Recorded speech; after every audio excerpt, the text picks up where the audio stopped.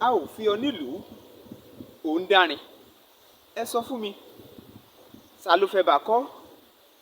Bẹ́ẹ̀ gẹ́lẹ́ lọ̀rọ̀ rí lásìkò yìí lórílẹ̀‐èdè Nàìjíríà. A ò fi ọ nílùú òun dárin ṣe dandan ni, ṣán bí sórin mẹ́ran ni. Torí wípé pẹ̀lú ipò tí nǹkan lọ lọ́wọ́ báyìí, kò yẹ kí ó jẹ́ wípé àwọn nǹkan tàbí àwọn kan á bẹ̀rẹ̀ sí máa fipá lágídí tìpátìkúùkù sọ pé dandan àwọn fẹ́ dépò. Tèmi ti ń tòótọ́, irú orílẹ̀-èdè tá a wà yìí, ẹ dákun ẹ dábọ̀, kí lórúkọ tá a fẹ́ pè é? Ọ̀gọ̀rọ̀ àwọn èèyàn ń bínú, wọn fapá jánú lórí ọ̀rọ̀ Tinubu Shettima. Ariwo tantan ni wọ́n ń kégbe. Wọ́n wí pé ó tó gẹ́. Àwọn kan tiẹ̀ sọ wọ́n ní àwọn alágbára orílẹ̀-èdè yìí náà ní ń fipá gbé èèyàn léni lórí. Pẹ̀lú gbogbo àwọn nǹkan wọ̀nyí, ṣé kò tó ní n tó yẹ kéèyàn ó máa wò pé ibo la fẹ́ bá yàrá já gan lórílẹ̀-èdè yìí? Àwa sọ, ọ̀pọ̀lọpọ̀ ń bínú tí wọ́n ní àníṣe Yorùbá nation làwọn fẹ́. Ẹ wá ní ọmọ lọ, kí ló dé? Nítorí ńgbà tán ti rí i pé àwọn tó ti ń wà nípò látẹ̀yìnwá tí wọn ò wójútùú sí àwọn ìṣòro tá a ti ń pariwo ẹ̀ yìí náà ni wọ́n tún jáde síta gbangba páwọn tún ṣe tán. Ọ̀gọ̀rọ̀ ọmọ Nàìjíríà ló ń kígbe pé irọ́, àwa ò fẹ́ yín mọ́, àwa ò fẹ́ yín mọ́. Ṣé bó ṣe ló yẹ kán tẹ́tí kán gbọ́ ohun táwọn aráàlú ń wí? Ṣùgbọ́n irọ́ o, wọ́n ní ọrùn oṣù kúkú làparò àwọn ó kù sí. Wọ́n lọ́rùn oṣù lápárò tàwọn ní ọ̀gbẹ́mìí mì sí. Eléyìí gan ó tó ní téèyàn fi ronú tó bá jẹ́ pé àwọn adarí wa máa ń ronú ni.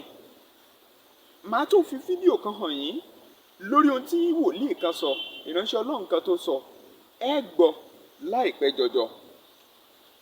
Yàtọ̀ síyẹn, lórílẹ̀‐èdè tá a wà yìí, ètò ìlera wa ó túbọ̀ ń mẹ́hẹ sí ni, nítorí wípé ibùdó ìgbàtọ́jú tá a mọ̀ sí ilé ìwòsàn kò dúró re mọ́ lórílẹ̀‐èdè yìí. Àkàṣe, ẹ sọ fún mi, tá a gan láṣẹ? Ẹ rí fídíò ibì kan náà lórílẹ̀‐èdè yìí tó jẹ́ pé ó lọ́ba ó níjòyè ó ládarí, tó sì jẹ́ pé ibẹ̀ làwọn èèyàn wọn ti lọ ń gbà tọ́jú. Ara àdínú táwọn adarí wo ṣe lè sọ pé ilẹ̀ yìí gangan làwọn ti fẹ́ gba ìtọ́jú. Ó ṣe àgbàtọ́jú nígbà tán mọ nǹkan ṣe é lẹ̀. Ọ̀dà kò wá mọ síbẹ̀ nìkan. Lórí ọ̀rọ̀ ti Shettima náà, Shettima yìí, àwọn fídíò kan wà tí màá tún fi hàn yín lẹ́yìn ẹ̀. Kò wá mọ síbẹ̀ nìkan. Ìṣẹ̀lẹ̀ tó ṣẹlẹ̀ ńjọ́ kìíní àná láìpẹ́ yìí sí Sri Lanka, tẹ́ ẹ bá gbàgbé, táwọn aráàlú bínú tán tí wọ́n fárígá, tí wọ́n ya wọlé ìjọba wọn bẹ̀, ìyẹn ti iléeṣẹ́ ààrẹ, tí wọ́n sì ṣe bẹ́ẹ̀ bẹ̀rẹ̀ sí ṣe bó ṣe wù wọ́n, bọ́ sínú kíní swimming pool rẹ̀, tí wọ́n sì ṣayé bó ṣe wù wọ́n, débi pé ààrẹ padà sá kúrò ní. Àfàìmọ̀ kó mọ̀ jẹ́ pé irú ẹ̀ ó padà ṣẹlẹ̀. Ṣùgbọ́n mo rò ó bóyá ni ó lè ṣẹlẹ̀ mọ́ lórílẹ̀‐èdè yìí. Kí nìdí? Ìdí ni pé wọ́n ti kó yín láyà jẹ. Àwọn tó yẹ kó rí wọn pé ní ìsìn tó jọ̀dọ̀ ní kí wọ́n tètè lọ múra dáadáa síwájú sí i, nítorí kò ní yẹ kí wọ́n máa tàn wá jẹ ǹso. Ẹ kúkú gbọ́, ààrẹ Buhari ti sọ̀rọ̀. Ó wí pé òun ò lógún kan tóun fẹ́ fi ilẹ̀ fọmọ. Kódà ó sọ̀rọ̀ kan, ó ní àwọn ọ̀dọ́ orílẹ̀-èdè Nàìjíríà ó má ṣe rò wípé ìjọba orílẹ̀-èdè yìí ṣe tán láti gbà wọ́n síṣẹ́, wípé kò síṣẹ́ ńlẹ̀ o fọmọ orílẹ̀-èdè Nàìjíríà. Ó kúkú ti pẹ́ títí ń sọ bí ẹnà, ṣùgbọ́n báyìí ó tún ti sọ. Ó láwọn ọmọ tó ń gan kò sógún kankan ńlẹ̀ fún wọn. Ṣùgbọ́n mi ò gbà yẹn, wípé kò sógún ńlẹ̀ fún àwọn ọmọ tiẹ̀, nítorí pé kó lójú ayé rẹ̀ gan ni wọ́n ti gbógun. Àìmọye ogún tí wọ́n ó sì tún jẹ lẹ́yìn ayé rẹ̀. Ìyẹn bẹ́ẹ̀ ó gbọ́ tìta ó jókòó. Ẹ kọ́kọ́ wo fídíò kan kẹ́ ẹ gbọ́ bẹ́ńbẹ́ yékè ọ̀rọ̀ lórí ohun tí wòlíì kan, ìránṣẹ́ Ọlọ́run kan tó sọ sáwọn ìjọba tó jẹ́ pé tí wọ́n bá lójú tì ní, ó yẹ kí wọ́n tètè gbégbé sí akitiyan láti lọ ṣe àwọn àtúnṣe síbi tó yẹ kan ti ṣe. Tèmi ni tiyín tòótọ́, Olúwatóbilọ́ba Fásùgbà ló kọ mi. Bẹ́ńbẹ́ yẹ́kẹ́ sì lẹ́ ń pè mí lónìí. Ẹ tún wò ó lóní bẹ́ńbẹ́ yẹ́kẹ́. Ẹ wo fídíò yẹn lórí tí ìránṣẹ́ Ọlọ́run yẹn sọ. Is it not a shame? People say they don't want you. You spend money to impose yourself on them. Is that not a shame? Somebody should lead because you are wanted. You should lead because they want you, they need you. People are happy with you. They say they don't want you, they don't need you. And yet you want to bribe people, compromise election to be in power. Is that not a shame? That you are rejected and yet you are imposing yourself.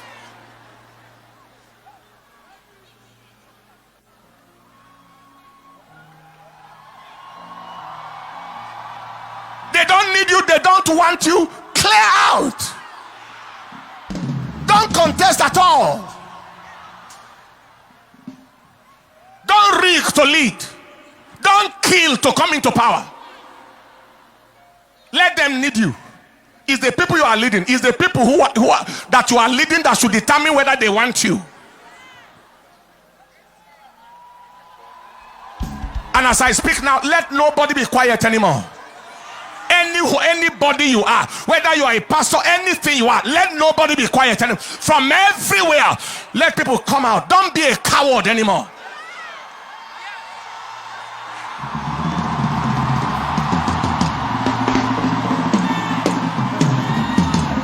Let people speak. You see, silence most times means consent.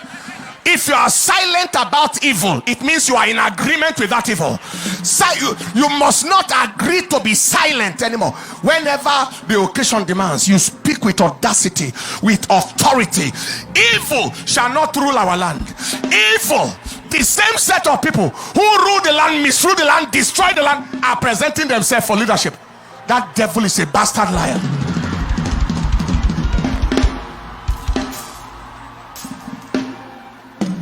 Including those who are architects of terrorism in Nigeria. Architects of it.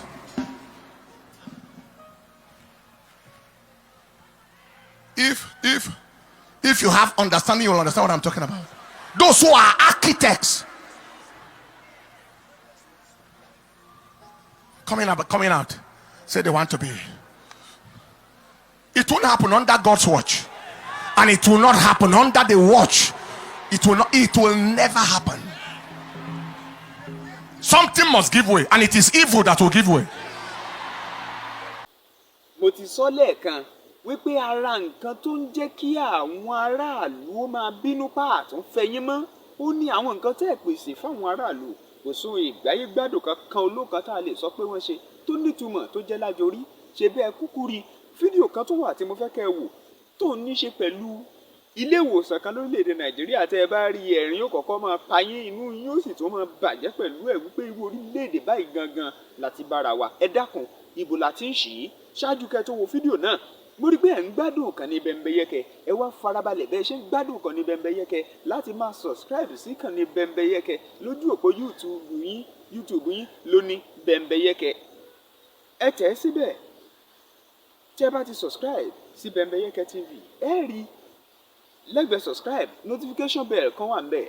Tẹ́ bá ti tẹ notification bell yẹn, wọ́n máa gbé àwọn option mẹ́ta kan wá lókè rẹ̀. Ó kọ̀ọ̀kan all ẹ tẹ̀ ẹ́. Ìyẹn túmọ̀ sí pé gbogbo ètò wa tá a bá ti ń gbé jáde, ẹ fẹ́ máa mọ̀ ọ́n tá a bá ti ń gbé jáde lóòrèkóòrè. Kò wá mọ síbẹ̀ yẹn nìkan. Lẹ́yìn ìgbà tẹ́ bá ti subscribe bẹ́ẹ̀ yẹn tán, ẹ like àwọn iṣẹ́ wa. Ẹ comment sí lórí èrò yín lórí ẹ̀. Torí ìfẹ́ wa lẹ ní tẹ́ fi ń ṣèyí, nítorí pé ẹ̀yin lè yan wa, àwa lè yan yín. Béèyàn jẹ́ tẹ́ni kì í wò kàn ní ẹni. Lẹ́yìn ìgbà tẹ́ bá comment tán, ẹ wá ṣe bẹ́ẹ̀, ẹ gbéra kẹ́ẹ̀sì tún share ẹ̀ fáwọn ẹlòmíì. Káwọn náà lè mọ̀ pé àwọn ìsọfúnni ojúlówó kan wà tá a máa ń fi fún yín níkànnì yìí, yóò máa ju yín ṣe lóòrèkóòrè. Tọ́ ó yá, ẹ farabalẹ̀ wo fídíò náà. Ilé ìwòsàn kan lórílẹ̀‐èdè Nàìjíríà.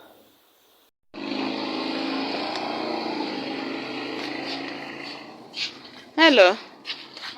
Ya bụ health center obere agụ. Na ka ọ dịcha. Health center obere agụ. Dịka ụlọ oke. Dịka ụlọ oke. O nwere ndị bịara ebe a bọchị na ọ dị ka na oyiri dị Pakistan na ụlọ oke na ọchịcha. So na ka ọ dị. Health center obere agụ. Ehoro obere agụ ha karịrị ya. Ehoro obere agụ ha karịrị ha. Mana amaghị m onye a ga-agụwa agụ. Amaghị m ndị obere agụ ka gọọmenti. Amaghị m. So biko nwa ga nyere anya ka onyere anya ka biko ihe ka adịghị mma is an eyesore dịghị mma cha health center government hospital ka ọ dị emekwa nke na-arụ ọrụ oyibo n'ebe na-enu ya na-esiri na na-erufe ka ọ dị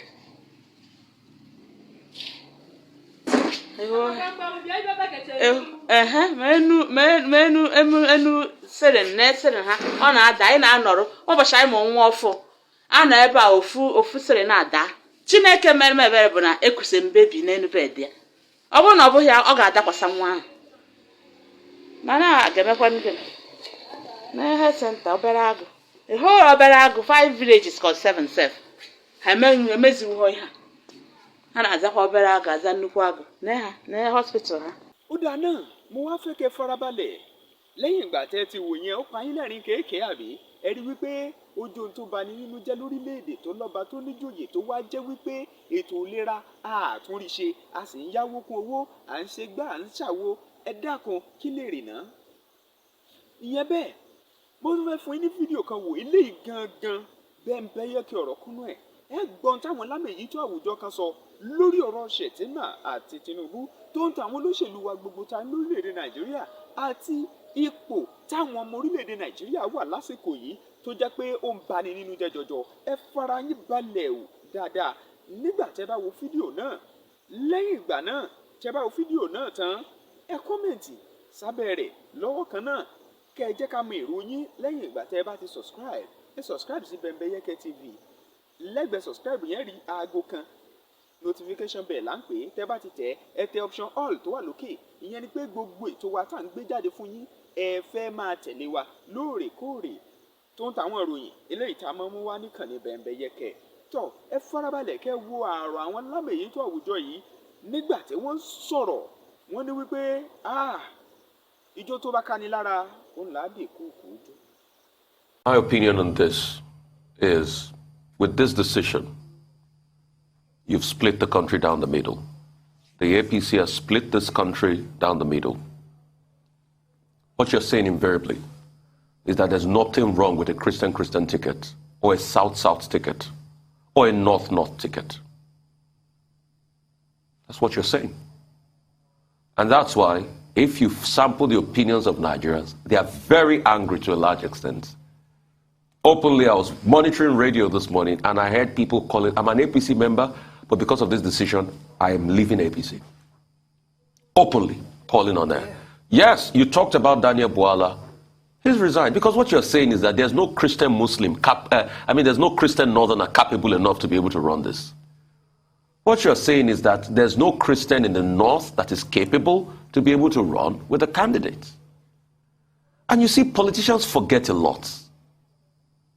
If there was nothing wrong with a Muslim ticket, why didn't President Muhammadu Buhari pick Bola Tinubu as his running mate in 2015? Why was a Yemi Osinbajo picked? And it's a good point you raised about electoral value. What electoral value does the Northeast even bring to the table? The bulk of the northern votes that wants to be captured are still the Fulani northern votes. And most of those votes come from the Northwest. I keep calling on those 3 states, Kano, Kaduna, Katsina. The KKK states, I call them. Those 3 states will give half of the total votes that the Northeast will give. Empirically, and these are facts. And we also forget that there's a massive Christian population. Across all states in the North, at least you have a percentile of over 20 to 30% Christians in all the states. Should we start from Kaduna? There's even a large turnout. There's even an argument of, a majority in Kaduna. I think only states like Kano, that's where you can have 20 to 30%. Adamawa, you have a lot of Christians. So when you look at this, Muslim North, there are a lot of Christians in those states. Look at the rural areas in Kaduna. Look at Kujuru. Look at other places like that. These people are predominantly Christians. So you are telling us that out of that whole lot, You cannot find a Christian to balance out the ticket. Most importantly, I do not believe in when people react to things and get emotional. I think the greatest reaction will be at the polls. If Nigerians want a Muslim ticket, they should decide at the polls. If they don't want, they should show it at the polls. It's incumbent on them. But we're at a point where this nation is at a precipice, and the issues on the front burner that affect this nation is tribe, religion. We want to bring this country together. But let us not forget that the reason why we are calling for devolution of power and restructuring is that we are still collectively not one people in our thinking. We have created Nigeria, but we have not yet created Nigerians. What we have are the Igbos, Hausas, Yorubas. We have not yet. No, we have over 400 ethnic nationalities. And over 400 ethnic nationalities. Even over, and even over 500 ethnic nationalities. Well, Onego says over 400. The prominent ones are the other ethnic nationalities. But we have not yet created Nigerians. So it is until we create Nigerians that we can make the argument of, oh, religion doesn't matter. Tribe doesn't matter. Have we done that? No. After Lancaster House talks in the 50s, when we reached agreement, what did we say? We wanted to be regions. We wanted to be autonomous regions. At some point, we even made the argument for confederacy. Those were the things that were talked about in Aburi. Because there's still that mistrust across board. And we cannot run away from it. I want a one Nigeria, yes, but there's mistrust. And how do we build it? Inclusion. This ticket has not included people. Let the elections speak. Like in all the nations of the world, the powerful political elites will determine who governs us. Like a proverbial knees on our necks, this nation is choking. We can no longer breathe. There is a shortage of air. We need to allow this nation thrive. I'm pleading with you tonight on behalf of millions of our people, more than 10 million of their children who are out of school, and more than half of the population who are in abject poverty.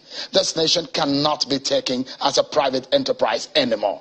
You, the ordinary Nigerian, can no longer keep quiet. The nation belongs to all of us. And this time around again, no sitting on the fence. We must speak up to rescue this nation.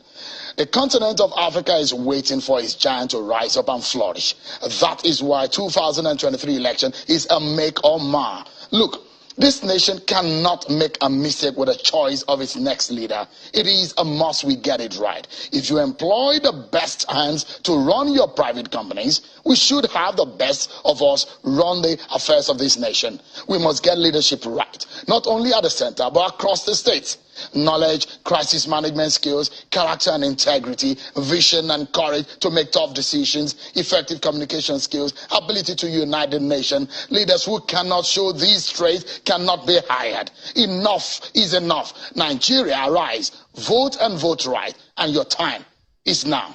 Ẹ ti gbọ́ àlàyé ọ̀rọ̀, ẹ sì ti gbọ́ ojúwòye àwọn èèyàn lórí ẹ̀. Tèmi ni tiyín dín tòótọ́. Ẹ ti rí o wípé a ti ṣí. Ẹ dákun ìgbà wo gan la tún fẹ́ gẹ̀ẹ́tì ẹ̀? Ìgbà wo gan la tún tó fẹ́ bọ́ sójú ẹ̀? Ó mà ṣe fún orílẹ̀-èdè yìí o. Níbi adédúró, ó ṣe fún un. Lásìkò tá a wà yìí, àfi ká tètè múra. Ó kàn ń yà mí lẹ́nu, ó sì ń bà mí nínú jẹ́ jọjọ fún ọ̀pọ̀lọpọ̀ àwọn míì tó jẹ́ pé àsìkò yìí gan ló yẹ kán múra sọ̀rọ̀ ara wọn, ṣùgbọ́n tó jẹ́ pé eré náà tó ń sá tẹ̀lú lóṣèlú lẹ́yìn nítorí tọ́rọ́kọ́bọ̀ séńjì tẹ́ gbà lọ́wọ́ wọn. Ó mà ṣe o. Tọ́, mo mọ̀ pé tó bá yá kò ní pẹ́ jù kó tó yé wa nílẹ̀ yìí. Lágbára lọ́wọ́ Ọlọ́run, Olúwa yóò máa wà pẹ̀lú oníkálukú wa. Wọ́n ní jí agbé, ànírógun ọ̀ràn, ànírógun àkọlù àwọn agbésùmọ̀mí àtàwọn agbébọn, àwọn darandaran Fúlàní tí ṣàkọlù sí èèyàn tí ń fini lápè. Kò ní dé bá yín o, gbogbo ẹ̀yin olólùfẹ́ wa níkànnì Bembeyeke. Ẹ dákun ẹ má gbàgbé tẹ́yìn ò bá tí ì subscribe. àtúnrọ̀ yín ni nítorí pé ara tí ó máa mórí wa wú dáadáa sí nìyẹn láti túbọ̀ máa tẹ̀síwájú láti máa fún yín láwọn nǹkan lọ́tún sí jù báyìí lọ. Ẹ gbọ́, ẹ subscribe sí Bembeyeke TV lójú YouTube yín, ìyẹn lójú òpó YouTube yín, YouTube channel.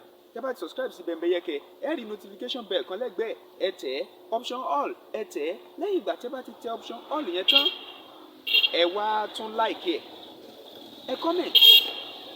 ẹ comment kẹ́ẹ̀dẹ̀ pín, ẹ comment kẹ́ẹ̀dẹ̀ pín fáwọn ẹlòmíì. Ẹ jẹ́ kí wọ́n mọ tí ẹ̀ ń gbádùn ní ìkànnì yìí, yóò máa ju yín ṣe lóòrèkóòrè. Ẹ wò ó, ẹ ní fàkàrà kan jẹ kó òṣì ló ń jẹ́ bẹ́ẹ̀, kò ní ta lé yín lọ́ọ̀dẹ kó wá.